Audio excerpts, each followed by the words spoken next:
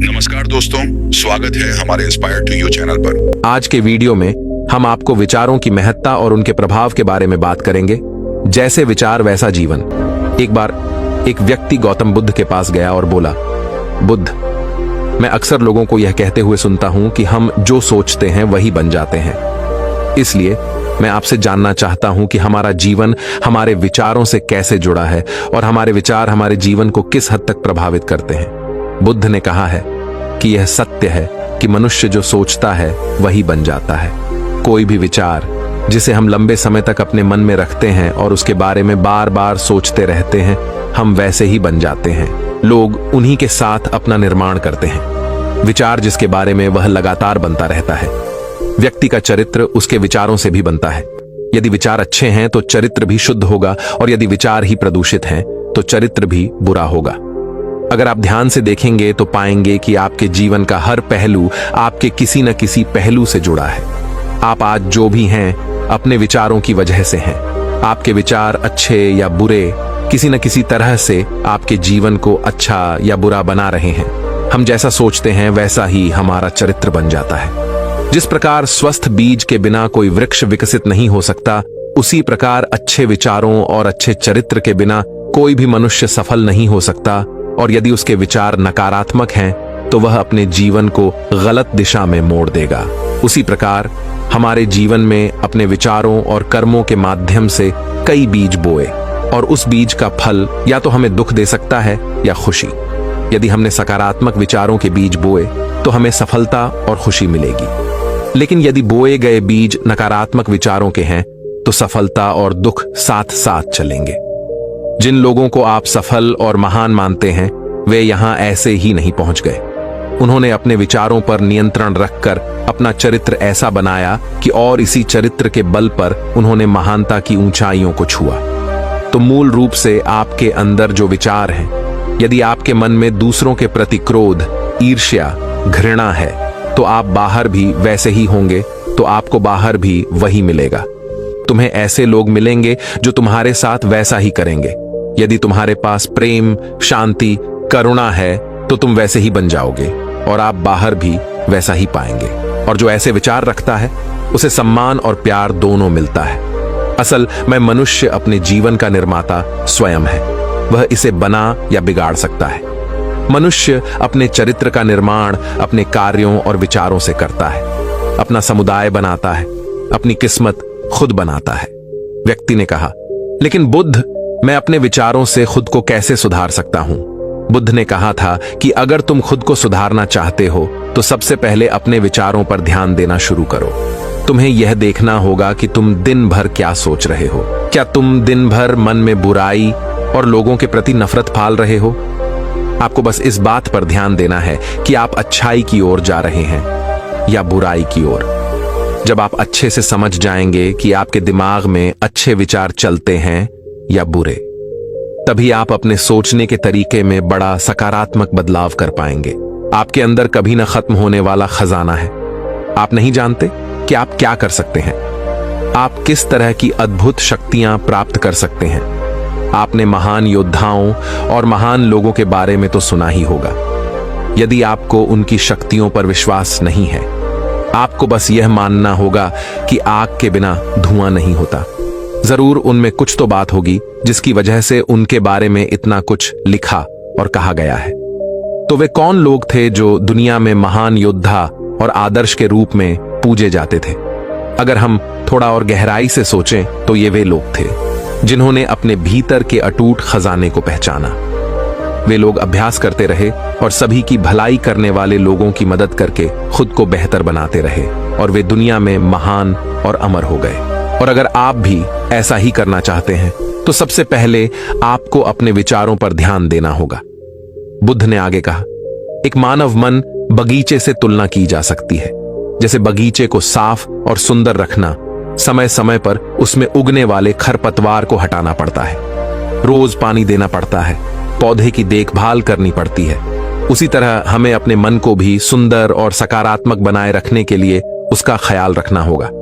इसमें से लगातार नकारात्मक विचारों को हटाकर सकारात्मक विचारों को जगह देनी होगी। इसके लिए हमें डर, चिंता, नफरत और ईर्ष्या जैसी भावनाओं से खुद को दूर रखना होगा और इसके लिए आपको अपने अंदर चल रहे विचारों पर लगातार ध्यान देना होगा। किसी भी व्यक्ति के अंदर उठने वाले विचार और उसका चरित्र अधिकतर उसके आसपास के वातावरण और परिस्थितियों पर निर्भर करते हैं। लेकिन इसका मतलब यह नहीं है कि किसी व्यक्ति की स्थिति खराब है, यानी उसके विचार सदैव त्रुटिपूर्ण रहेंगे। वह उन पर ध्यान देकर अपने विचारों को बदल सकता है और जैसे ही उस व्यक्ति के विचार बदल जाते हैं तो उसका चरित्र और उसके काम करने का तरीका अपने आप बदल जाता है। यह सभी चीजें धीरे धीरे सीखनी होती हैं। विचारों के काम करने के तरीके को समझना होगा। आपको सबसे पहले यह स्वीकार करना होगा कि जो काम सामने वाला कर सकता है वह आप भी कर सकते हैं। आपको बस इसका बार बार अभ्यास करने की जरूरत है। नई चीजें सीखने की जरूरत है। जैसे जैसे आपका मन बदलेगा, आपकी परिस्थितियां भी बदल जाएंगी। आप जो भी विचार बीज रूप में अपने मन में डालते जाएंगे, यह धीरे धीरे आपके चरित्र और आपके कार्यों में दिखना शुरू हो जाएगा और एक बार वह विचार आपके अंदर जड़ें जमा लेगा तो आपको सफल होने से कोई नहीं रोक सकेगा। लेकिन अगर वह बीज या विचार नकारात्मक है तो आपको भी असफलता से कोई नहीं बचा सकता। इसलिए अपने विचारों के प्रति बहुत जागरूक रहने की जरूरत है। आप अपने अंदर किस तरह के विचार ला रहे हैं? एक बात हमेशा याद रखें, हमें वह नहीं मिलता जो हम चाहते हैं, बल्कि हमें वह मिलता है जो हम हैं और हम अपने विचार हैं। इसलिए इच्छा करना और उस इच्छा के बारे में अच्छा सोचते रहना और उसे पूरा करने का प्रयास करना दो बिल्कुल अलग चीजें हैं। क्योंकि इच्छा तो हर कोई करता है, लेकिन उस इच्छा के बारे में लगातार सकारात्मक सोचना और उसे पाने के लिए कड़ी मेहनत करना बहुत ही कम लोग ऐसा कर पाते हैं। इसलिए अगर आप अपनी परिस्थितियों को बदलना चाहते हैं तो सबसे पहले आपको खुद को बदलना होगा। लेकिन ज्यादातर लोग अपनी परिस्थितियों को तो बदलना चाहते हैं, लेकिन अपने सोचने और काम करने के तरीके को नहीं बदलना चाहते। और अगर लोग ऐसे ही रहेंगे तो उनके हालात कभी नहीं बदलेंगे। उस व्यक्ति ने कहा कि बुद्ध, हमारे विचारों का हमारे शरीर पर क्या प्रभाव पड़ता है? बुद्ध ने कहा था कि हमारा शरीर हमारे दिमाग का गुलाम है। हम जो भी सोचते हैं उसका पहला प्रभाव हमारे शरीर पर ही पड़ता है।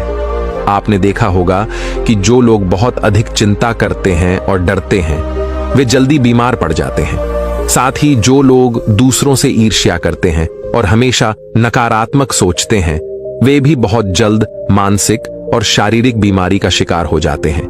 और अगर आप ऐसा सोचते हैं तो आपके साथ भी ऐसा ही होगा। इसके विपरीत जो लोग हमेशा खुश रहते हैं वे दूसरों के बारे में अच्छा सोचते हैं, हमेशा स्वस्थ रहने के बारे में सोचते रहते हैं, तो उनकी ऊर्जा एक समान हो जाती है और इस ऊर्जा का सकारात्मक प्रभाव सबसे पहले उनके शरीर पर पड़ता है। क्योंकि जिस व्यक्ति का मन शांत होता है उस व्यक्ति के शरीर की आधी बीमारी अपने आप ही खत्म हो जाती है। हम स्वस्थ रहेंगे या बीमार, यह हमारे आसपास के माहौल और परिस्थितियों के अलावा हमारी सोच पर भी निर्भर करता है। एक कमजोर और बीमार विचार हमारे शरीर को भी कमजोर और बीमार बना देता है। आपने अपने आसपास देखा होगा कि जो लोग बीमार होने से सबसे ज्यादा डरते हैं, जो सबसे ज्यादा बीमार पड़ ढहते हैं, इस डर ने लाखों लोगों की जान ले ली है। इसके विपरीत जो लोग अपने शरीर के बारे में अच्छा सोचते हैं वे स्वस्थ और मजबूत महसूस करते हैं और जिनके विचार शुद्ध होते हैं उनका शरीर स्वस्थ और मजबूत हो जाता है। वैसा ही हमारा शरीर सिर्फ एक उपकरण है और हमारा मस्तिष्क इस उपकरण को नियंत्रित कर रहा है। जैसे अच्छा भोजन हमारे शरीर के लिए जरूरी है, उसी तरह अच्छी सोच यह हमारे शरीर के लिए भी बहुत महत्वपूर्ण है। जैसे ही आपके विचार शुद्ध हो जाएंगे, इसका सबसे पहला असर आपके शरीर पर दिखाई देगा। एक शुद्ध और सकारात्मक दिमाग आपको कभी भी खराब खाना खाने नहीं देगा। इसलिए सबसे पहले अपने दिमाग को सुरक्षित रखें, फिर यही दिमाग आपके शरीर को हर बीमारी से बचाएगा। यदि कोई बीमार और कमजोर व्यक्ति अपने शरीर को पूरी तरह से स्वस्थ बनाना चाहता है तो उसे सबसे पहले अपने शरीर को ठीक करना चाहिए। विचार और उसका मन उसे प्रकृति के संपर्क में रहना चाहिए, उसे सूरज की रोशनी में रहना चाहिए और एक सेकंड के लिए भी अपने शरीर के बारे में नकारात्मक नहीं सोचना चाहिए। वह जैसा स्वास्थ्य चाहता है वैसा ही उसे महसूस करना चाहिए और पूरा विश्वास है कि वह वैसा बन सकता है। उस व्यक्ति ने कहा, बुद्ध, अब आप मुझे बताएं कि हमारे विचार हमारे लक्ष्य को कैसे प्रभावित करते हैं। बुद्ध ने बताया कि जब तक आपका लक्ष्य आपके विचारों के अनुरूप नहीं होगा तब तक आपको सफलता नहीं मिल सकती है। कहने का मतलब यह है कि आप हर दिन एक नई चीज सोच सकते हैं, जो मैं आज चाहता हूं या बनना, कल मैं वह बनना चाहता हूं या बाद में कुछ और। लेकिन जब तक आप अपने लिए कोई लक्ष्य निर्धारित नहीं करते तब तक आप कोई भी बड़ा काम नहीं कर सकते, क्योंकि नियम यह है कि जो काम हम बार बार करते हैं उसी काम में हम आश्चर्यजनक सफलता हासिल कर सकते हैं। अगर आप हर दिन अपना लक्ष्य बदलते रहते हैं तो आप कहीं नहीं जा रहे हैं। इसलिए आपके जीवन में एक निश्चित लक्ष्य होना चाहिए और आपको अपनी पूरी मेहनत और लगन से उस लक्ष्य को पूरा करने का प्रयास भी करना चाहिए। और इसके लिए आपको अपने सभी विचारों को अपने लक्ष्य पर केंद्रित करना होगा, अन्यथा आपके विचार बिखरे रहेंगे और हो सकता है कि एक बार आप असफल हो जाएं या आपको शुरुआत में कोई सफलता न मिले तो दूसरों को देखकर आपके मन में यह ख्याल आने लगा कि यह काम तो आसान है, जब वह इस काम में सफल हो सकता है तो मैं भी सफल होकर अच्छा पैसा और नाम कमा सकता हूं। और यह भी संभव है कि इस काम में असफल होकर भी तुम दूसरी तरफ भागो और ऐसा करते समय आप कई काम करते हैं, लेकिन हो सकता है कि आप किसी एक चीज में सफल न हो पाए। इसलिए आपको पहले एक चीज तय करनी होगी, तभी आपके विचार एक काम पर फोकस कर पाएंगे। अब आपका वह लक्ष्य कुछ भी हो सकता है, चाहे मन की शांति पाना हो या अमीर बनना हो, लेकिन याद रखें लक्ष्य वही है जो आपके विचारों को एक दिशा में केंद्रित रख सके। यदि आप बार बार अपने लक्ष्य हासिल करने में असफल हो रहे हैं तो इसका मतलब यह नहीं है कि आप इसे हासिल नहीं कर सकते, बल्कि इसका मतलब है कि आपके पास अपने लक्ष्य को हासिल करने का तरीका गलत है। इसलिए आपको अपना लक्ष्य नहीं बदलना है, बल्कि अपनी सोच और अपने काम करने का तरीका बदलना है।